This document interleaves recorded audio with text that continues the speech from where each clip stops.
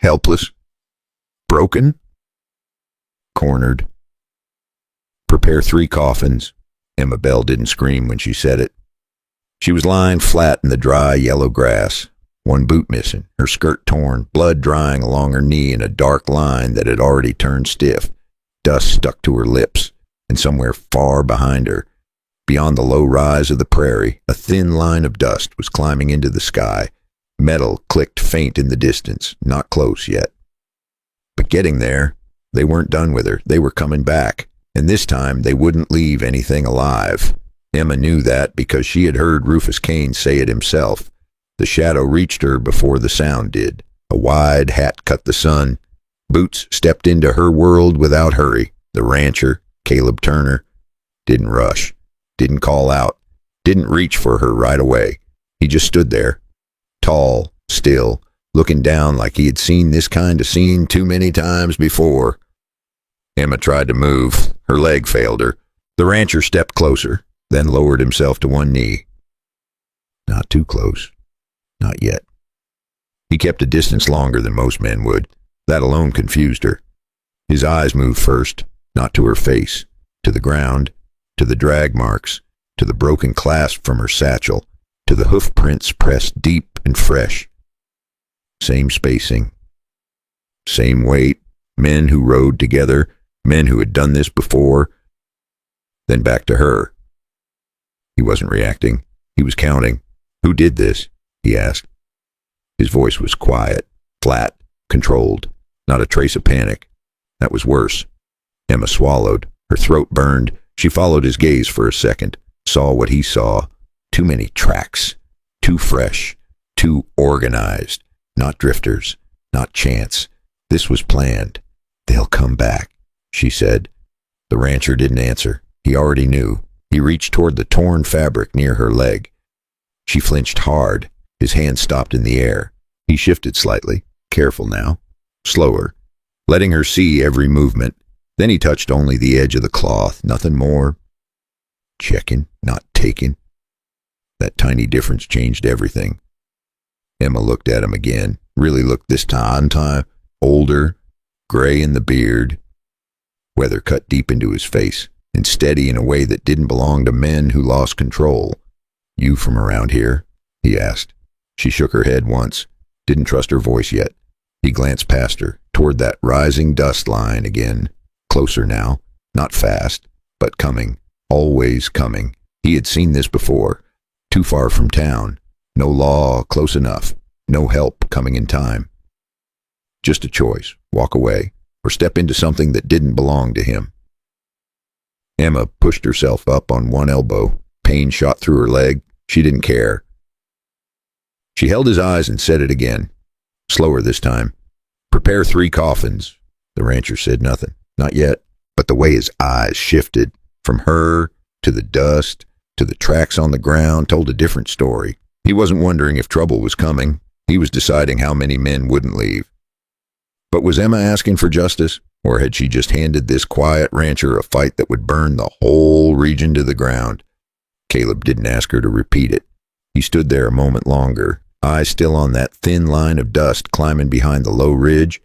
Closer now, not fast, but steady. Men who rode like that weren't guessing. They were certain. He slipped one arm under Emma's shoulder, slow enough not to startle her, and lifted her just enough to sit. She tensed. He noticed. I ain't taking you back, he said. Simple, no extra words. That helped.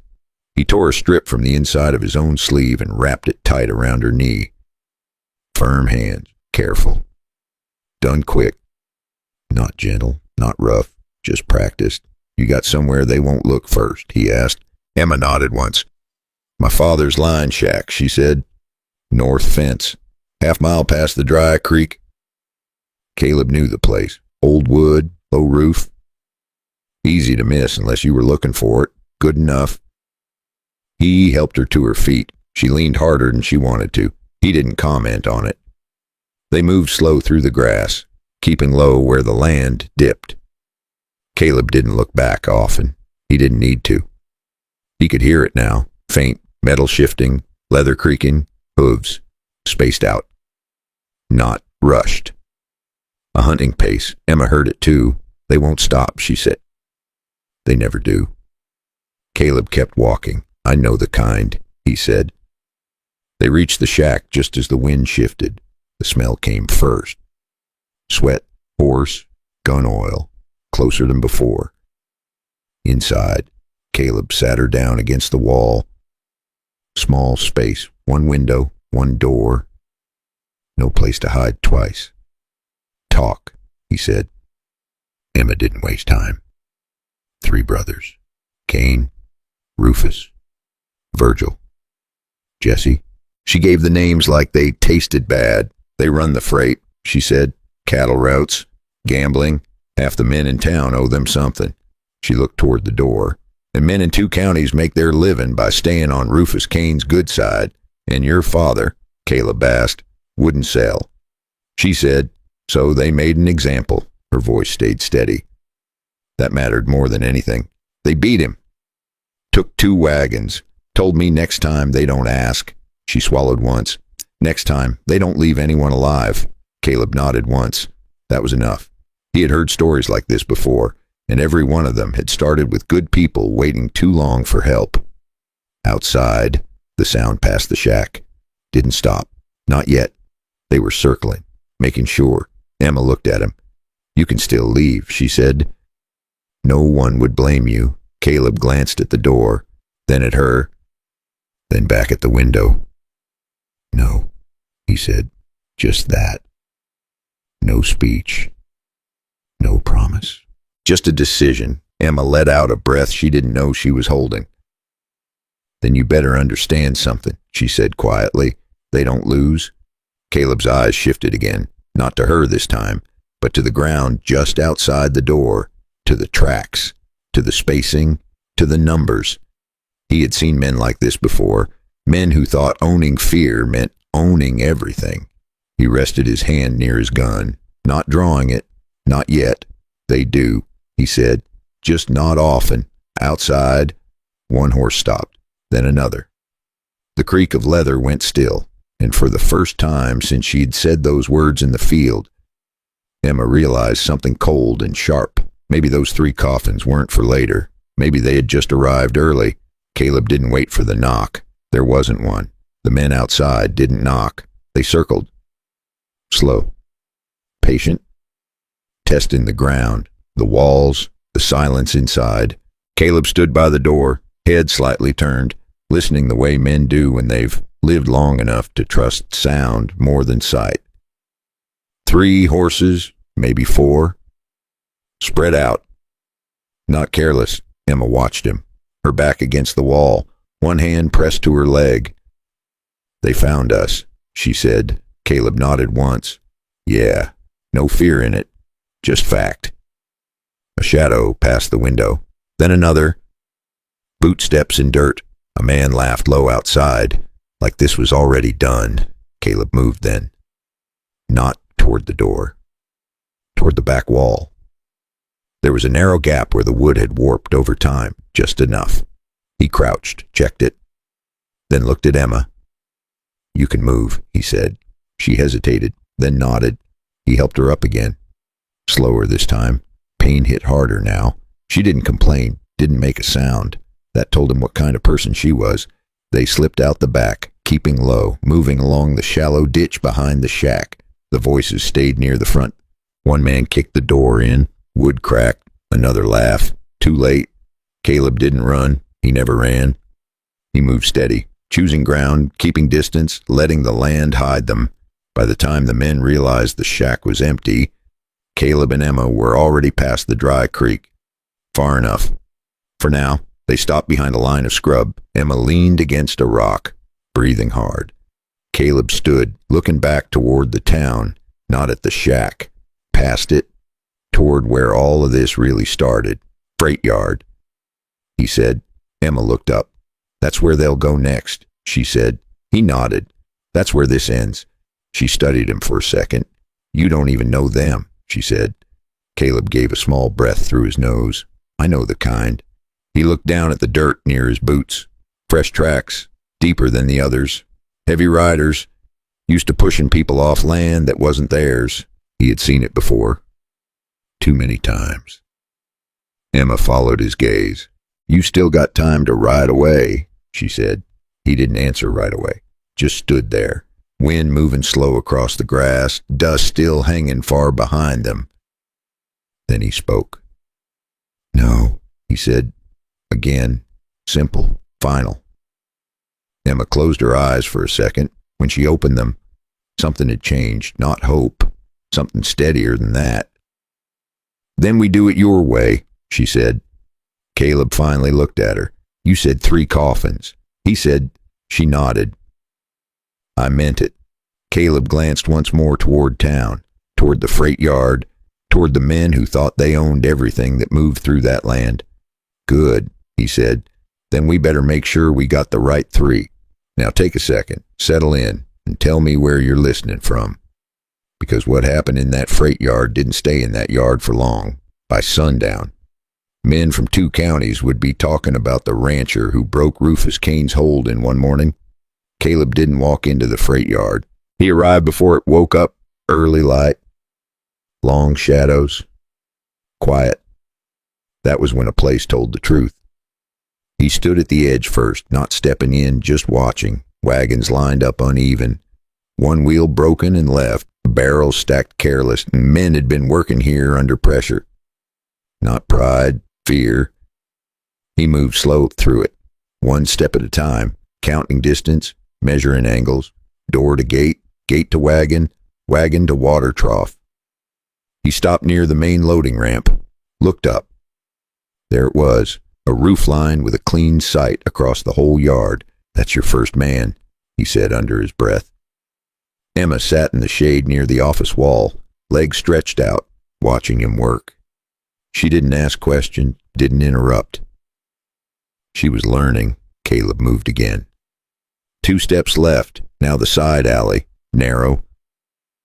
A man could come through fast there. Close range, that's your second, he said. He kept walking, no rush.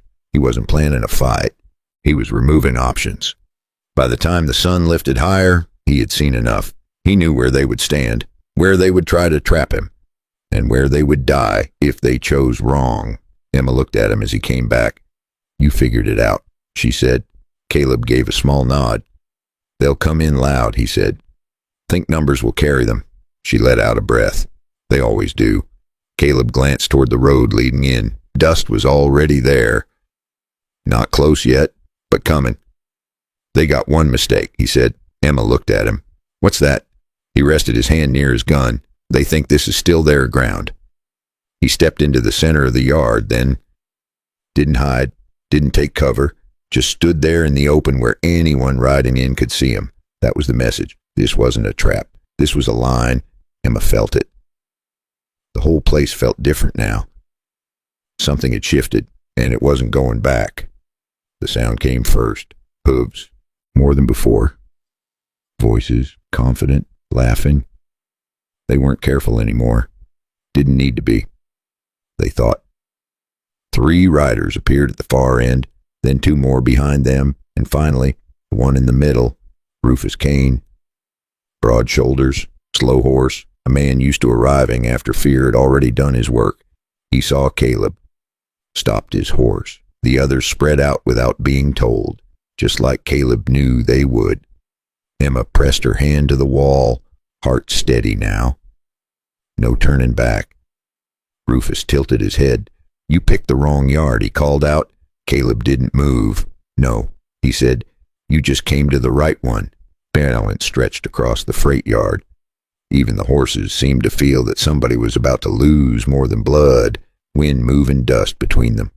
5 men, 1 rancher, and a woman who had already named the ending.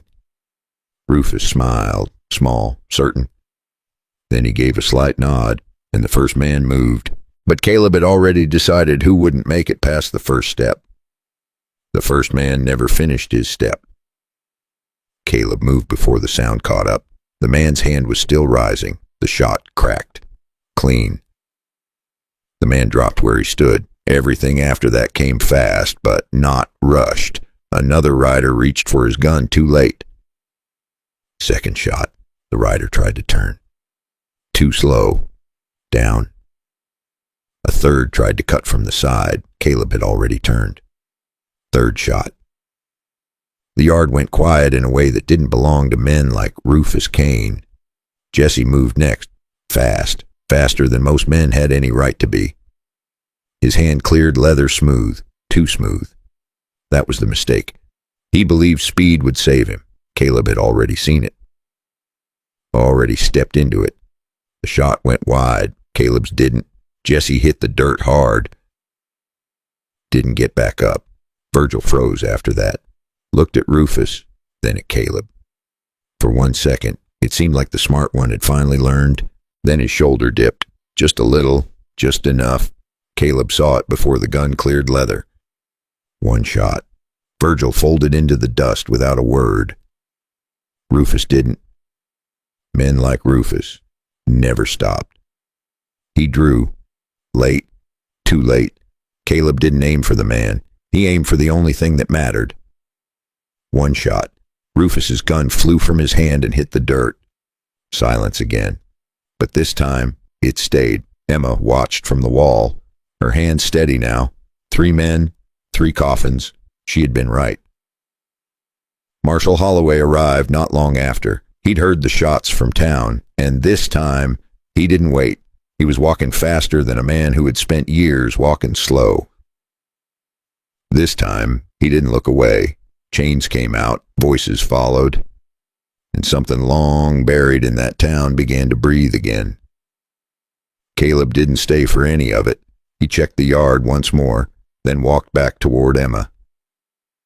"You're clear," he said. She nodded. No big words. None needed. Some battles don't need speeches to die.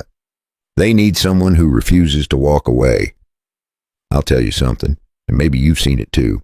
Most people don't lose because they're weak. They lose because they get used to what's wrong, and after a while, they stop calling it wrong at all.